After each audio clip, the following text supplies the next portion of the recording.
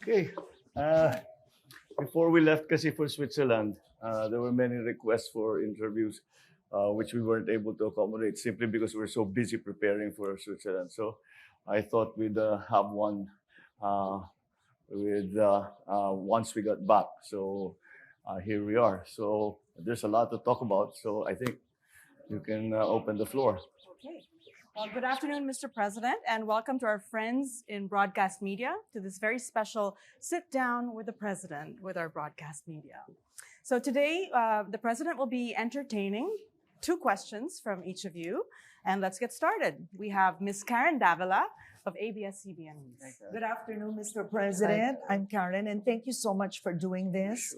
So I'll be asking you two questions, but you have to forgive me that the first question will have a lot of context in it for agriculture.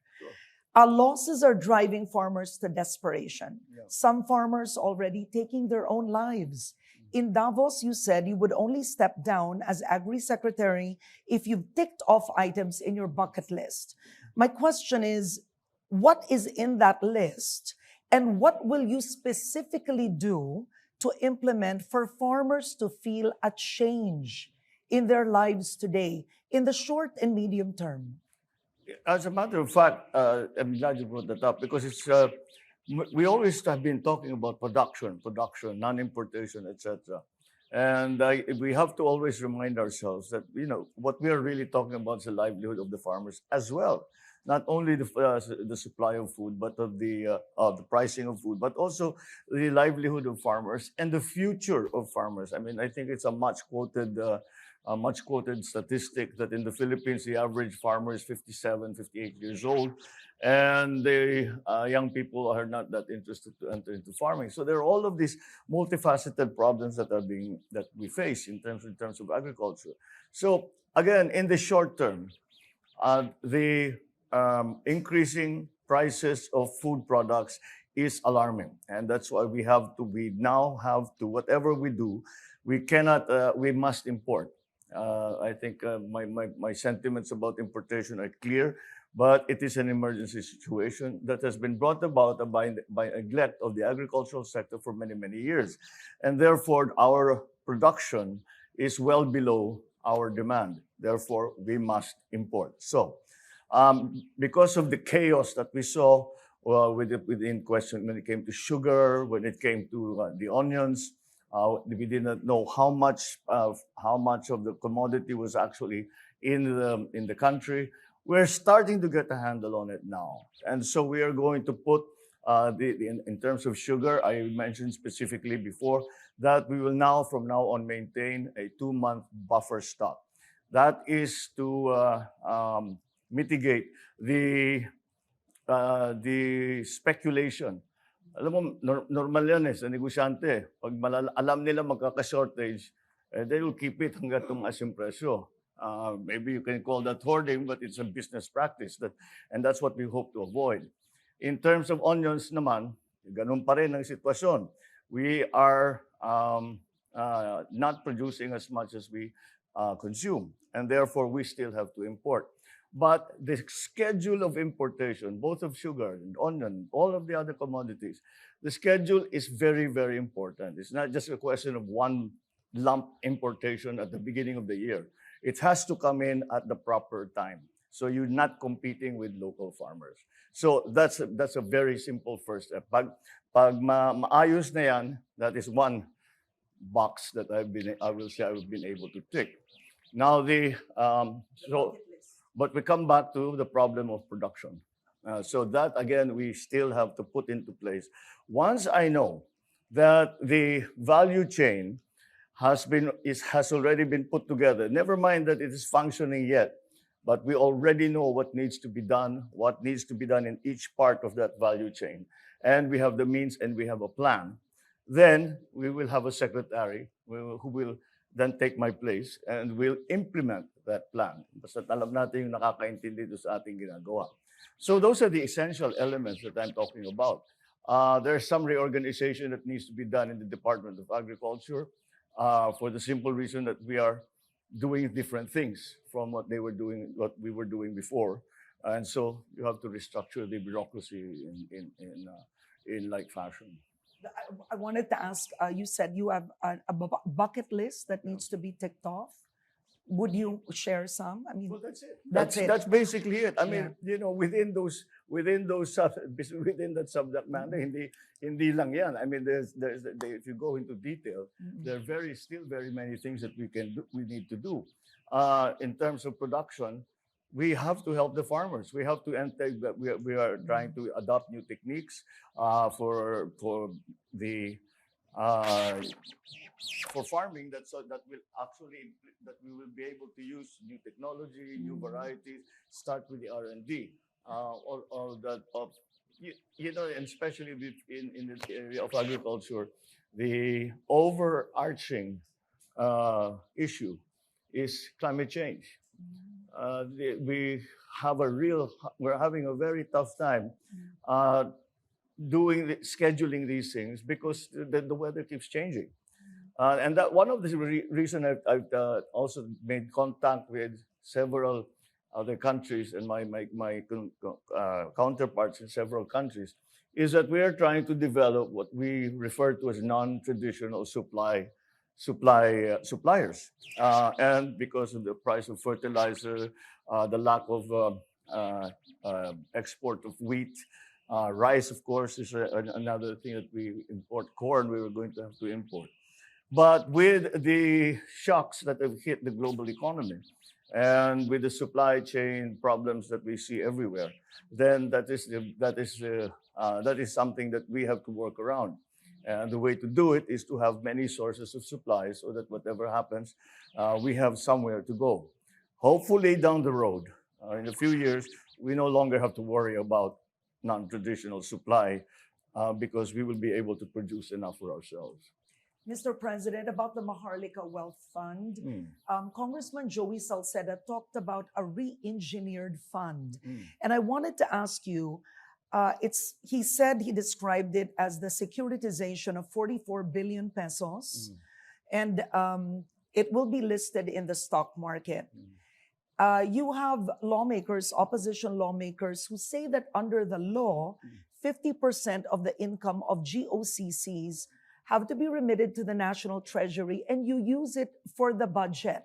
So along with that, how could you ensure that the fund won't be used for money laundering, given you will be accepting private funding? Let's do two in one there. Yes. We'll do the first one first. First of all, the idea of using the GOCCs to put value into the Maharlika Fund was broached in Davos, and it was brought up. I don't know why it's made its news here immediately to the Philippines, and people are very concerned about it.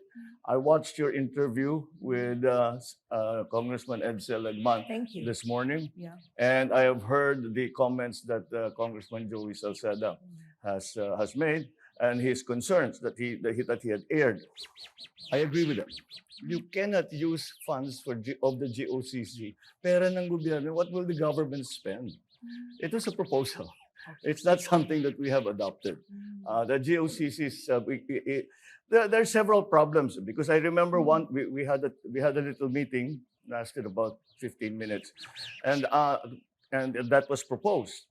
But after the meeting, I pulled Secretary Ben Jokno aside, and we said, what do you think? Sabi niya, hindi yata pwede. And I said, it's too disruptive. Think, every single GOCC has its own charter. How will you will then revise all of those charters to align with the Maharlika Fund? That's not the purpose of the GOCC, number one. Number two, this is a lot of income that goes to the national government that will suddenly disappear. So that will be it will not disappear. It will go into the Maharlika Fund and cannot be used for the budget of the national government. And we have many things that we would like to appropriate in the coming years, and we will need those funds. So I don't think that's a viable proposition, at least not for us. I've seen, I know that there are other sovereign wealth funds that did it that way, but it's parang hindi bagay sa atin yun. Kaya we are a little lukewarm about that idea. The worry about the fund being used as a money laundering device implies that private monies will be put into the fund. But yes, private monies will be involved with the fund, but it's not a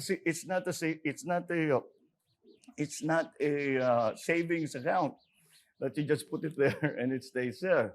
No, what will happen is the Maharlika Fund will serve as the seed fund for the sovereign wealth fund, and the 40 billion, 30 billion, 40 billion, whatever it may come to at that point, is going to serve as a seed money for the fund. Now, whenever we come into partnership, we do a G2G with Japan, for example, or we do a PPP with some big outfit, then it is only the time that the monies come into the fund to be used for the program. Hindi yun basta, o sige, bigyan niyo ako ng ilang bilyon dolyar, tapos lalagay lang yun, akong bahala na dyan. It's not like that at all. And in fact, even on our end, we will only deploy funds when there is a very specific project to be paid for. So money laundering just won't come into it. Okay, thank you very much, Ms. Karen Davila of Thank you, sir. ABS-CBN. Next, we have Ms. Cheryl Cosm of TV5. Good afternoon, Mr. President. I'm Cheryl Cosim representing TV5. And sama ko na rin po yung 1PH and 1 News. So ibig sabihin ba nun, 6 questions pwede? I'm just... Galing negotiator. Okay, my first question concerns the positions in your administration. First, just a little over a month ago, you granted former PMS Chief Naida Angping's leave after she asked for personal time for herself and her family. What made you appoint her as ambassador to France, considering she never held any diplomatic post before this? And who will replace her?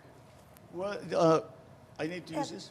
Very good. Sir, Okay, since- okay. well, the situation with then Secretary Naida Angpin was that it was a personal decision on her part. She had some personal issues that she had to work through. And she said, I cannot do my work while I'm having to go through this. And that's why I need to go and think about it. And she came back and she said, maybe I can just find something that will not, that I will be able to handle. And I said, what do you think? And she said, if you could appoint me to a diplomatic position. She has not held formally a diplomatic position, but she has been working with the Foreign Service for years and years and years. Tao yan ng Uncle Kokoy ko. And she worked in the American Embassy, the Philippine Embassy in the United States. She worked in China. She worked in all of the areas that we were slowly opening up. So sanay siya sa trabaho yan. And she has said that she had for years now been working on her Foreign Service exam. So I think that's what she's going to plan to do now. Yun talagang gusto niyang gawin since before. So now we'll formalize her wishes. So, but again, the reasons for it are personal. So I don't think it's my place to talk about that. It is her choice. Okay. Like what I've said, possessions in your administration. Isa pa lang, sir. Pero eto na, pahabol doon sa first. Okay. About Erwin Tulfo, it was reported that you're gonna appoint him as one of your presidential advisors. If so, on what? No, that's really not been part of the plan for Erwin. No, we had other plans for him. Not as a presidential advisor. But he would still be part of your administration. I hope so. I hope so. Because whatever we say, difficulties that he faced with the Committee on Appointments and the CA, the time that he was running the DSWD, he did a very good job. So we can't lose that kind of asset. So we'll find something that he can do, so we can take advantage of his good instincts when it comes to social service. Mr. President, still another position in your administration. May mga comments po ang mga senador na mag-appoint na po kayo ng secretary po sa DA and other groups para daw po mas matutukan ang ahensya.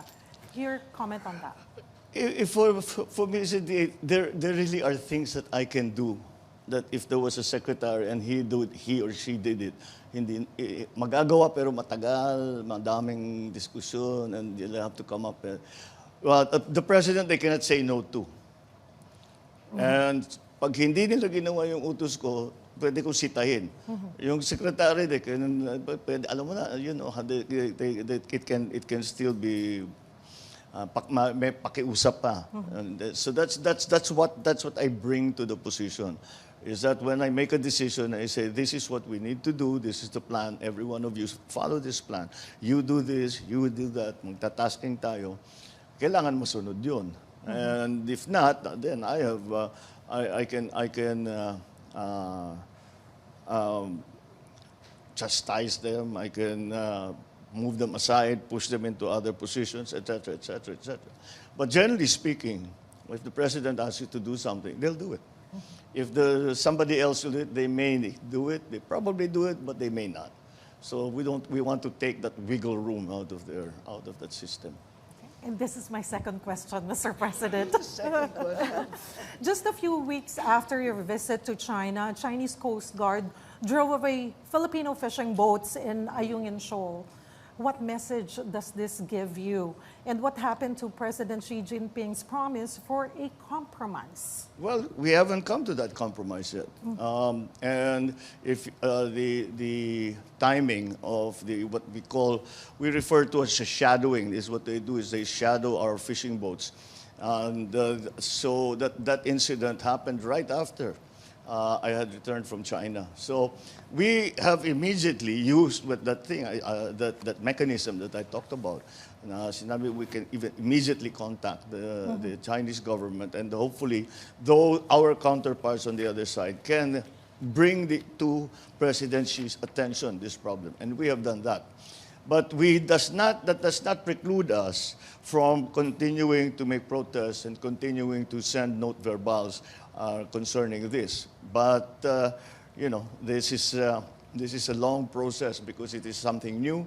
I just hope we can come to some kind of arrangement because I cannot see the utility for the Chinese of doing that. These fishing boats are not armed. They don't pose a threat to anyone. So I think that is something that we can achieve in the near term. Thank you, Mr. President. Thank you, Cheryl Cosm of TV5. Next, we have Nelson Lubao of Net25. Magandang hapon po. Good afternoon. Mr. President. Po. Nice to meet you in person po. Ang aking pong katanungan ay marahil ay katanungan din ng mga simpleng mamamayan tungkol sa inyong foreign travels. Ang una po ay yung binanggit nyo na ang Pilipinas ay naging bahagi na ng tinatawag na BIP Club, Best Performing Economies in Asia. Paano po natin ire-reconcile yan dun sa iniisip naman ng karaniwang tao na pagpunta niya sa palengke, mahalang sibuyas, mahalang iba't iba pang presyo ng bilihin, tapos tayo ay best performing economies, Mr. President? Dahil yung inflation ang pinag-uusapan. Isang aspeto lang yan sa ekonomiya. Kaya yun talaga problema, totoong problema yan. Dahil bumababa na ng konti dahil nagpapasok na tayo ng sibuyas, nagpapasok na tayo ng asukal. So kahit papaano, the supply will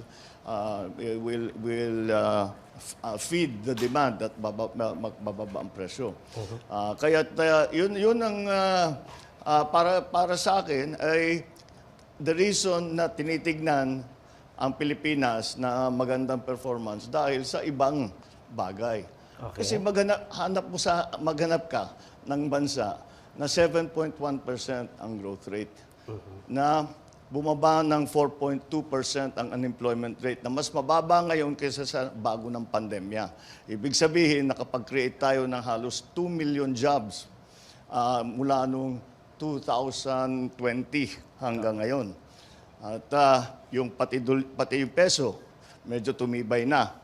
Kaya palagay ko, yun, hindi lang ang inflation, kasi lahat naman ng ibang bansa, ganyan din ang inflation.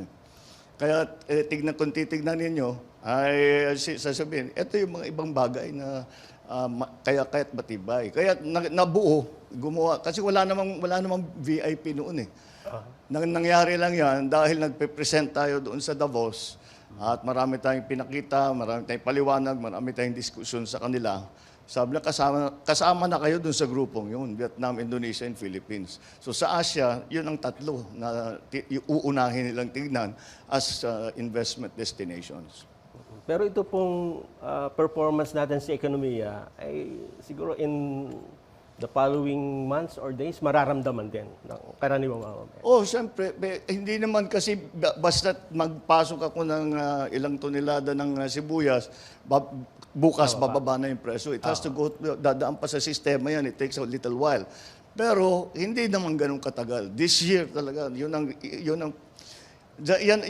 ang problema kung hindi nagpapatulog sa akin yung inflation That's what I lose sleep every night over, is how to bring down inflation. So I'm determined to make sure that the inflation starts to come down in the first quarter and mag-normalize na pagkatapos nun. Okay. Second question ko po, foreign travels din. Ang puna naman ng iba, bakit ba ang Pangulo ay travel ng travel? Ang dami namang problema sa bansa. Ano ba ang, sa tingin po ninyo, mahal na Pangulo, yung travel ninyo na talagang merong immediate effect sa mga Pilipino? Ay, hindi, proseso yan. Matagal. Proseso yan. Hindi yan yung pupunta ka tapos kakausapin mo yung korporasyon, nagustuhan ka, ito malaking pera, sige sa'yo na. Hindi ganoon. Magpapakilala muna tayo. Dahil pagka hindi tayo bumiyahe at nagpakita diyan sa mga conference na yan, hindi tayo iniisip.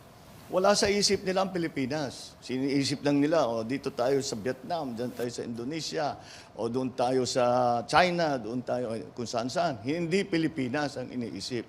Kailangan natin ipakita ang ating ginagawa para naman mapaganda ang potential na investment nila na dadalhin nila dito sa Pilipinas. Yun ang halaga ng mga biyaheng yan. At hindi lang yun.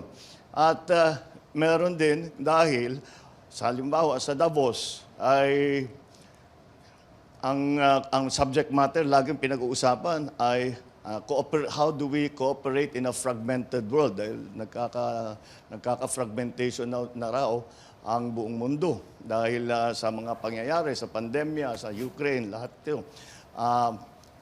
Paano ngayon natin ibabalik ang kooperasyon? Dahil naman, sang-ayon naman lahat sa pag-iisip na ang kooperasyon na sa bawat bansa ay mahalaga at hindi kakayanin ng kahit sinong gaano kayaman na bansa na nag-iisa.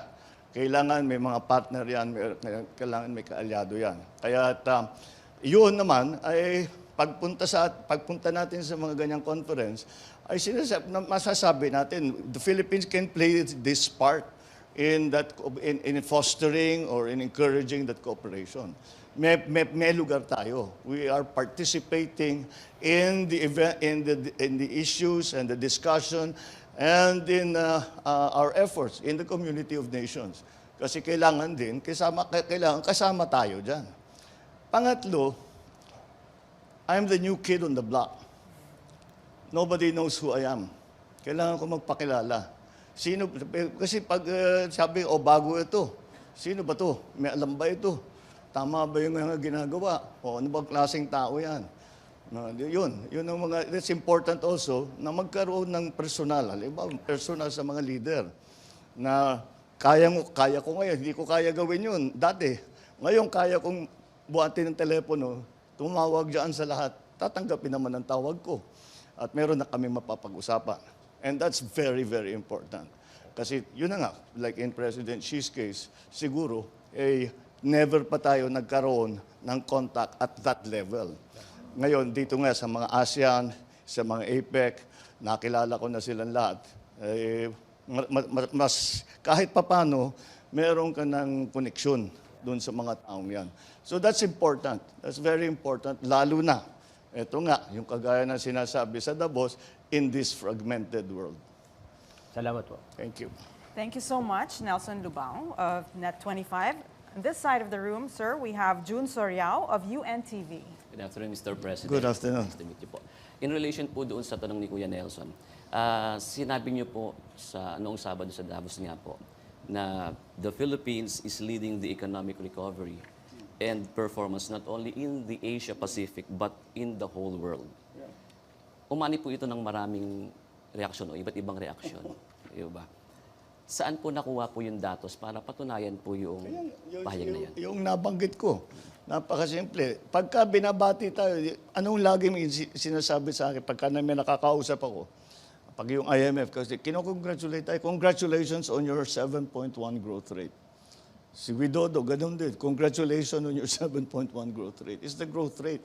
Kasi yun talagang, lahat ng bansa ng utang ng husto dito nung pandemya. Tapos nung dumating ng Ukraine, palaki ng utang. Pasama ang Pilipinas doon. Hindi kasing lala ang sitwasyon natin sa mga ibang bansa, na karatig bansa natin. Ngunit mataas pa rin ang debt to GDP ratio kung tawagin. Kaya ang hihila lang, ang tutulong talaga sa atin na pagandahin ang debt to GDP ratio is growth. Yun lang talaga. Kaya yun ang tinitignan ng lahat. Dahil nung nagpa-pandemya noong 2020 hanggang 2022, kaduluduluhan ng 2022, ay talaga ang nangyari, namatay ang economic activity. Kaya yung mabilis magpabuhay ulit ng economic activity, makakalamang.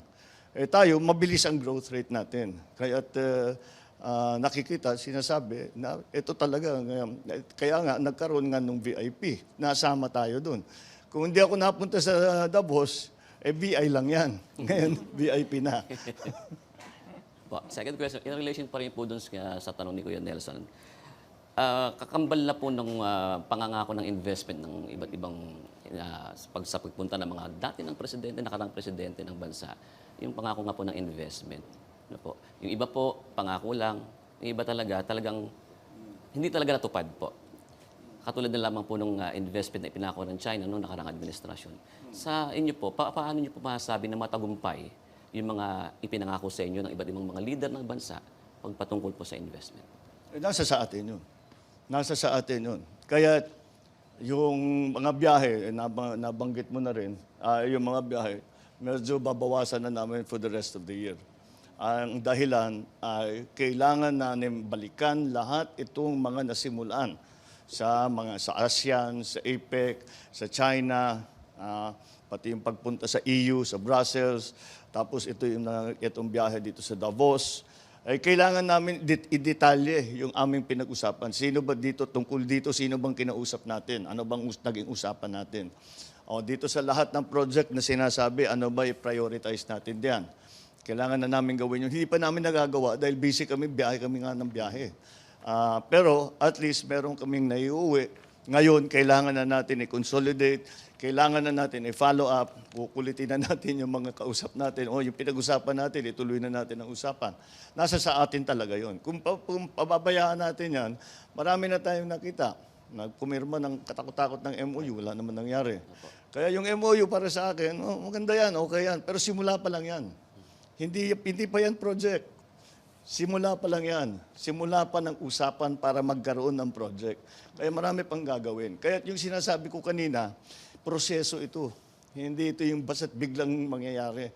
Na yun na nga, may isang biyahe, uuwi ka, ang dami mong dalang investment. Hindi ganun. Kailangan dahan-dahan, titignan, pag-uusapan. And it's also, to put, etong mga biyaheng ganito ay, kung pagmamasdan ninyo yung mga meeting namin, yung tawag namin round table meeting sa mga negosyante, magkikwento kami. Sasabihin, ang Pilipinas, ganitong ginagawa namin, binago namin yun, meron kaming create law, maganda na mag-PPP, etc., etc. Okay. Lahat yan ay pinag-uusapan. Pero ang ending lagi, sa palagay ninyo, ano pang kailangan namin gawin para mag-invest kayo dun sa amin? So it's interactive. Hindi lang kami nagsasalita doon, nagle-lecture doon. Nakikinig din kami sa kanila. Doon sa inyo, ano na bang nangyayari? May potential ba dyan? O ano mangyayari dyan? Huwag kayong titingin dyan, dito, may ano. Ganun ang interaction doon. Para mabigyan din tayo ng bagong kaalaman tungkol sa takbo ng ekonomiya. Halimbawa, kausap mo, yung katabi ko sa Davos, was Moynihan, the head of the Bank of America. O, tinatanong ko, anong outlook ng Bank of America sa mundo? Ano yung tingin ninyo? Anong areas ang magiging masigla? Ano yung medyo may iwanan? So, marami kang natutunan. Anong plano ng Bank of America? Saan kayo mag-i-invest? That's the only way. Kung hindi, at nangyari yun, nakausap ko ang head ng WTO, head ng IMF, ang head ng World Bank. Tungkol nga dyan, ina-analyze ko. Ano ba talagang nangyayari dyan? Ano sa palagay ninyo ang mangyayari? Saan tayo pwedeng umasa? Saan yung medyo mahina ang pagbago? So, it's a whole process, but they learn about us, but we certainly also learn about them. So that's also very important. Thank you very much po. Thank you. Thank you, June Soriao of UNTV. Next, we have Mela Lesmoras of PTV4. Hi, good afternoon, Mr. Good afternoon. President. I'm Mela from PTV4. Sir, follow-up lang po dun sa nabanggit nyo na, yun nga, magbabawas na kayo rin ng biyahe this year. Pero saan-saan po kayo yung mga kumpirmado nyo ng pupuntahan at gaano ito kahalaga para sa ating bansa, yung mga biyaheng ito? The only one na confirmed sa ngayon, APEC, November, sa States. Pero November pa yun.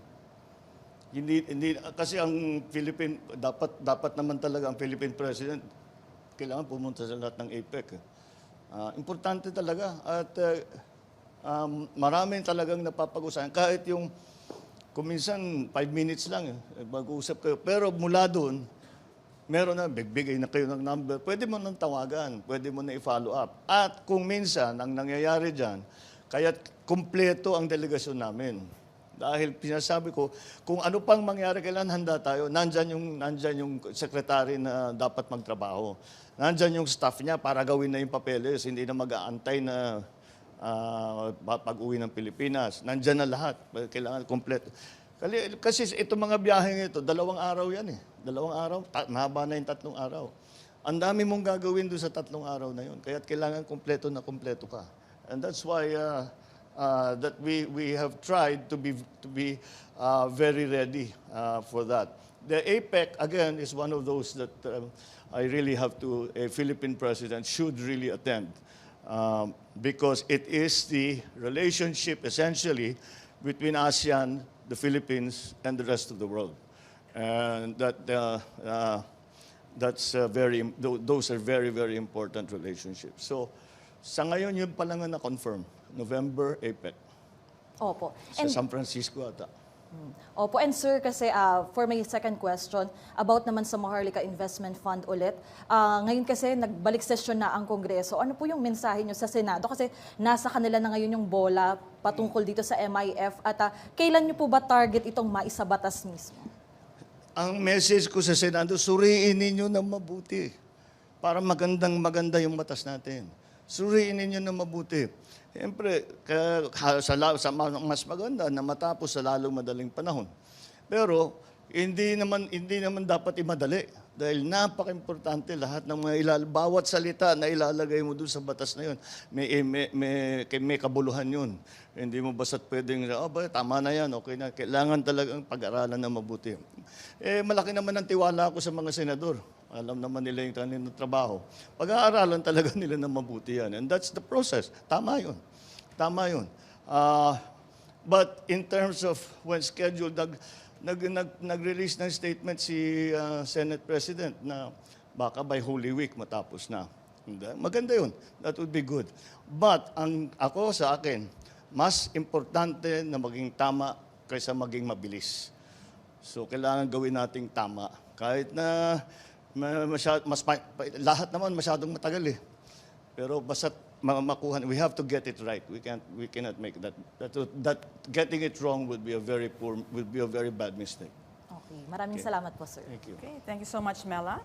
And we have Rico Hizon of CNN Philippines. Hello, Mr. President. Hi, Rico. Rico Hizon, CNN Philippines. Tinanong niya yata lahat ng mga tanong na gusto kong tanungin ng aking mga fellow anchors. I'm sure na maiisip ka. Mr. President, I have been an OFW for 25 years.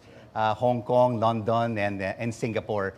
And having worked with 2 global news organizations, I've been exposed to the best practices of various governments in the region and around the world. Good governance, transparency, and accountability. The Filipino people really want to know, from your 8 overseas trips in the last 7 months, how much have you spent per trip? Indonesia, Singapore, when you went to Europe, to China, and here in Davos, and the number of people in your official and unofficial entourage list. Para lang klaro po sa ating mamamayang Pilipino. Well, I don't have the figures. I'm sure their figures are somewhere. But Pero will it eventually be revealed, Mr. President, for the Filipino people? Once we've calculated everything, because this last trip, of course, was just we just finished during the weekend, and we came back on Saturday. So on terms of the cost, the way I see it, you have to look at it as ROI. Do we bring something back or do we not? If you say, I don't know, as I said, I don't know the exact figures of the cost and everything. But for example, we came back from China with pledges of 22 billion. Let's say we get actual out of that 1 billion. Bawing-bawi lahat ng 8 trips. Finished. That's the idea. And we did not only go to China. We went to Davos. We went to the EU. We went to ASEAN. We went to APEC. So in each of those, many pledges were signed. And as I said, it is up to us. Now, the measure of success will be, the cost benefit, very simple. How much effort did you put into it? It's not just the money. It's the time that you put into it. It's the time and the effort that goes into it is really, that's what I was trying to explain earlier, the reason that we have everyone on the delegation. Actually, the official delegation is just myself and the cabinet ministers. Then they have staff. So the rest are security. And the others that have been accompanying me are actually private sector. They don't actually fly with me. They go there on their own. Although they are included in our meetings, and they have their own meetings on the sidelines as well. So again, the way I approach it is ROI. How much did you spend? How much did you get? And again, as I'm saying, if we get just one of the MOUs, isa lang. Napakahina naman natin if isa lang ang makuha natin. Hindi namin ginagawa trabaho namin kung yun lang isa lang makuha natin. But sabihin na lang natin, isa lang ang makuha natin. Bawi na lahat ng trip ko. Pero Mr. President, sinasabi rin ng mga kritiko that no matter how the government tries to invite investors to the country, but if there's a lack of transparency, accountability, the country does not really invite confidence. I fully agree. So we will have transparency. Ililista ba ninyo? Ililista ba ninyo yung gastos, Mr. President? So there will be accountability and transparency in everything that we do. That's axiomatic. Who's going to argue with that? That is one that, but it has not been an issue that the private businesses bring up. They bring up ease of doing business. They bring up the cost of energy. They bring up the problems of legislative guarantees. Ang legislative, lalo na sa PPPs, legislative guarantees, ibig sabihin na sa gitna ng project nila, papalitan yung batas, hindi nakikita yung project nila, pero pilit pa rin silang tapusin. Yun, yung mga nangyayari daw. Yan ang mga sabi nila, yan ang rinireklamo nila sa Pilipinas. So the critics will have their say. But those who are actually contemplating putting good money into the Philippines have other issues. That is not, accountability and transparency is not an issue. Mr. President, you talk about the ease of doing business. You talk about power rates, which is one of the highest in Asia. Not anymore. Not anymore. No, Europe is the same now as us. But what are your plans during your administration to bring this down together with the private sector? Because that is one of the issues that is being raised by many investors around the world. Before, medyo number 2 na lang ngayon. Dati number 1 talaga. Kasi hindi lang itong administration na ito. No, Even the past years, administrations have always been years. promising. Yeah. Let's improve the ease of doing business, So, the bureaucracy. The bureaucracy has to be streamlined. The ease of doing business is because we're talking about trade. So the digitalization is going to be a very important part of that. We have to digitalize customs. We have to digitalize all of these collecting agencies so that the BIR, even the central bank, the payments can be made over the internet. All of those things that we don't do now. We have to remove any discretion. It's just kung gawin, the thing is to lahat ng kahit wala kang kausap na tao, nagagawa mo yung kailangan mo. Kung makuha mo yung lisensya mo, makuha mo yung permit mo, makapagbayad ka nung whatever it is, ng fee, whatever it is to get your papers, whatever it is. So we came up against a very disturbing finding here in the Philippines. The ordinary Filipinos who have connectivity talk to every aspect of their lives through the internet, to the school of the children, to their business, to their friends. And the only entity that they do not talk to over the internet is the government, because the government is not digitalized. So let's digitalize the government, and that will take us a long way to helping in the ease of doing business. Now, the problem of energy is a very major one. It's a very major one because at the bottom of it is simple. The supply of power, the demand for power far exceeds the supply that we are producing. And there's also a problem in distribution, which is why the prices are so high. That has to be fixed also. But in the long term, once we fix what we can at home, in the long term, and that is one of the things that we will talk about a great deal on these trips, is bringing new power plants into the Philippines. And of course, we are stressing on renewables because we're trying to improve the mix of power generation between traditional and renewables. So that is, but that's a long term. Anything I start, anything this government starts, we will not see the end. Ang nuclear power plant, 6 years, 7 years. Ang floating wind turbine, 6 years, 7 years, ganun din. Anything is 6 years, 7 years. But we have to start. So that's what we're planning to do. We will start. Isang tanong na lang, baka kasi hindi na ako Magagalit na makakatanong sila eh. Mr. President, ang ating utang, 13.6 trillion pesos, ang taas-taas. And our debt to service ratio is more than 60%. Paano natin po ipababa ito? I'm sorry, that's growth. We will pull ourselves out of debt via growth. That really is the guiding principle to the economic plan. And through investments and the pledges that you will be focusing on. Well, yes, make them real so Yeah. that growth continues to pull us out and then provide new jobs. Now we're very proud that we're at 4.2% unemployment rate, which is like, you cannot have a recession if your employment rate's that low. But despite that, we still have to make the jobs more higher quality. We have to make them better. These green jobs, which is what we're talking about, and even the new technologies that are going to be used for our OFWs, all of these things, the upskilling, the reskilling, that's all we talk about. That's all, because those are the things that we need to do. It's not one simple thing. There is no silver bullet.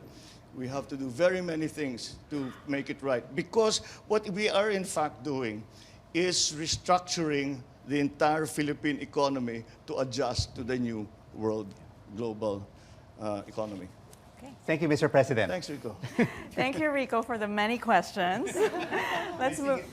Okay, let's move on to Sas Rogando Sasot of SMNI. Good afternoon, Mr. President. afternoon. SAS, of SMNI News Channel. My first question is related to privatization. Earlier this month, Department of Transportation Secretary Jaime Bautista revealed that you have plans to privatize the operations of NAIA. And as we all know, privatizing government assets has been a very contentious issue in our country. For example, the predecessor of your father, former President Quezon Aquino, has been lambasted for privatizing a lot of government assets. We have no plans to privatize anything. Okay. There's no plan to privatize anything. We rather we do the opposite. No, when Secretary J.B. Bautista was talking about that, I think maybe he misspoke or he was misinterpreted. But you cannot privatize an airport to begin with. They cannot own the airport. A private firm cannot own the airport. At best, kasi na nga nagkakagulo, nagkakaproblema tayo dito sa airport. At again, in New York, meron kaming nakilala, the group that runs Gatwick Airport, they run London Airport, they run several big airports, that we're asking them, what can they do? Can they come in and help us so that we can increase the traffic through the Manila Airport? And they said they could. And so they're coming, they were here last week and to look at the operations of the airport, and especially since we had that problem in New Year's Day and this recent outage with the UPS. So at most, we will have a management contract. Come in and manage the airport. And they say that without changing anything, without changing, without new equipment, without building a new runway, that they can increase the traffic from what is presently, they refer to as 35 movements per hour to up to 45 movements per hour without changing anything. So we want that. And those skills can only be had from this group. And well, no, there are several groups, but they can be had from the private sector group who have huge experience in running ports and running airports. Mr. President, my second question is about foreign policy. You have been very clear and emphatic since the start of your administration that you're going to continue the foreign policy doctrine of your predecessor, the friend to all, enemy to none foreign policy doctrine of non-alignment. My question is related to how further you're going to possibly refine or operationalize this doctrine. Does your administration see any opportunity in, for example, deepening engagement with the non-aligned movement, especially now that superpower rivalry, especially in our zone, might be intensifying sometime in the future? Well, that was very much in response to the Cold War and the slow dismantling of the organs of the Cold War, if that's what you want, if that's how you want to put it, and that is why that non-aligned treaty was created between several nations who said that we no longer subscribe to the notion that we as a country must choose to side with one superpower or another, and that is precisely what we have undertaken. And that is exactly the position that I have taken in terms of foreign policy.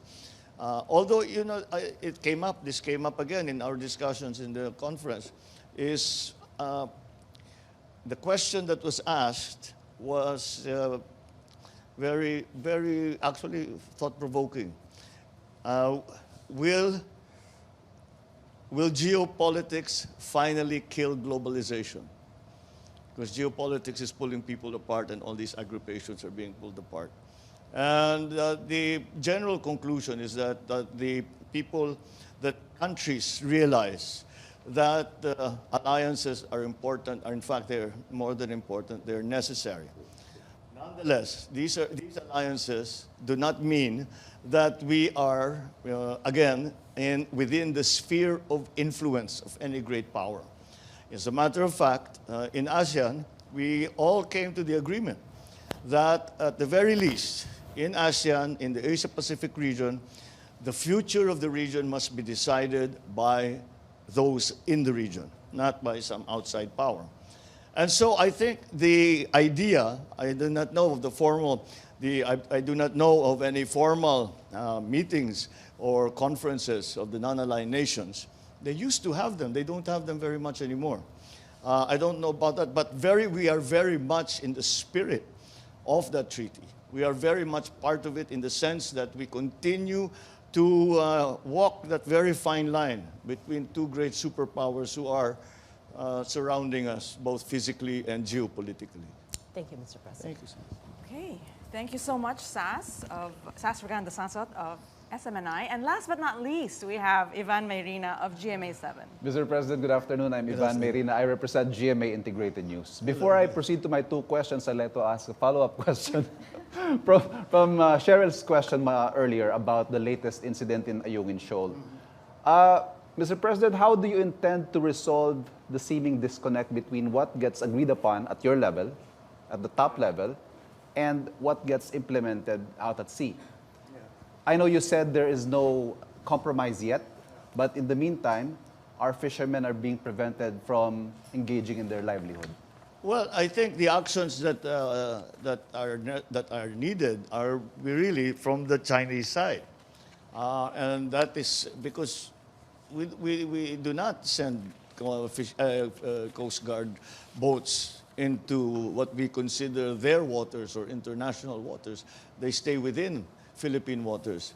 And so that hopefully, as I said, the reason that it was important for me, let me clarify what we talked about with President Xi. And it was very simple. I said we have to raise the level of discourse between the Philippines and China. Now, we already have a bilateral group that's working on issues about the South China Sea. Now, my proposal is that we bring that bilateral group to a higher level. It's a sub-ministerial level ngayon. So let's bring it to a ministerial level. And I will ask my foreign secretary to be part of it. I will ask my ambassador to China to be part of it. And I guarantee you that if there is any decision that needs to be made, either of those gentlemen can pick up the telephone and talk to me. And within 5 minutes, we will have a decision. I hope that China can do the same. And that is what the President Xi was agreeable. And he said, why not? So he assigned his foreign minister to take care of the details. That's what we're working on now. Now, with the power structure in the People's Republic, I think that if the President Xi, puts out an order that we will not do that anymore, we will do something else, then I think it will be. I think the chain of command is fairly solid. Because again, we will be able to report any violations of whatever agreement we come to. Unang tanong ko pala. Kamakailan po naglabas ng video si First Lady Lisa tungkol sa, naglabas siya ng warning sa mga taong gumagamit daw ng kanyang pangalan para ma-appoint. Apparently, it had something to do with appointments at the AFP. At sinabi niya, pag ginawa niyo yan, sasabihin ko sa asawa ko, huwag kayong i-appoint. My question, Mr. President, is how involved is the First Lady in your decisions with regard to appointments and in your governance in general? Zero. She really has no input on that. The First Lady helps me in terms of the organization, because she's actually very, very good at that. Organizing which office, how the workflow goes, where the documents go through. She's a well-trained lawyer, so she's very good at that. And but that's the extent of it. We don't talk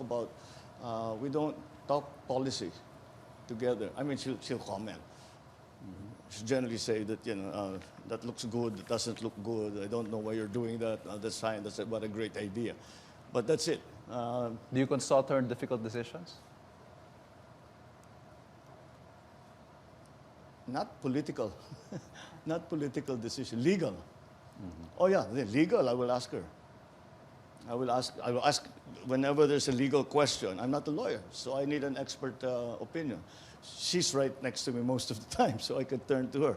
I am very lucky, actually. I think I have the best legal representation of any president. I have a former Chief Justice as my executive secretary.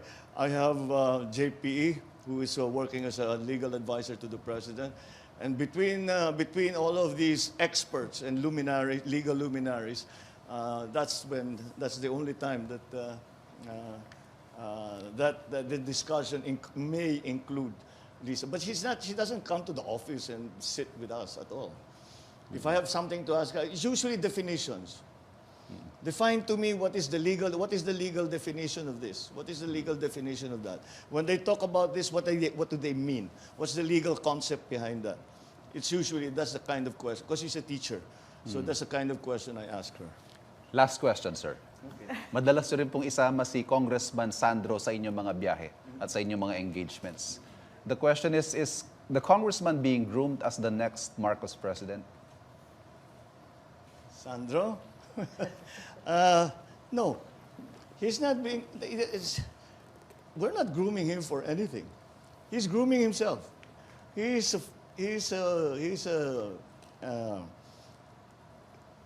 has decided on this career and politics, and he will handle it the way he does. There's not some long-range plan that one day Sandro is going to be president. He will laugh in your face if you tell him that. But no, there's no. We don't think in those terms. He has worked in Ilocos Norte. Even talk of the presidency would be so premature, and it's not something that we plan. I mean, we'll see. I think he has the same attitude as I do. I'll take this as far. I'll do as well as I can, work as hard as I can, and take this as far as I can. Which is exactly what I said. Well, like when people talk about did you plan this to be president? I said, well, I was a congressman. I said, well, masarap din siguro magpresidente, no? Governor ba? All these problems na hinaharap ko, maayos ko sana ito kung presidente na ako. Senador, ganun din. Diba? Everybody dreams to be the number one position. But that doesn't mean that we're plotting. We have this long-range plan. Not at all. Not at all. He's too busy anyway. He has too much work anyway. The reason he accompanies us is because he's an author of the Maharlika Bill, the Maharlika Fund Bill, and sometimes he has I had an interview with Financial Times. He took over when it came to the Maharlika Bill because I had somewhere else to go. So siyang nag-explain. Author naman siya, dapat alam niya. So these recent trips, that's the reason why he has been with us. Thank you, Mr. President. Thank you. Well, on that note, thank you so much, Mr. President. Thank you so much. One round lang. No round. Round two. But let's wrap it up. Yeah, thank you so much to our friends in media, our anchors in broadcast media for being here in our sit down with Mr. President. And yeah, I hope you liked it.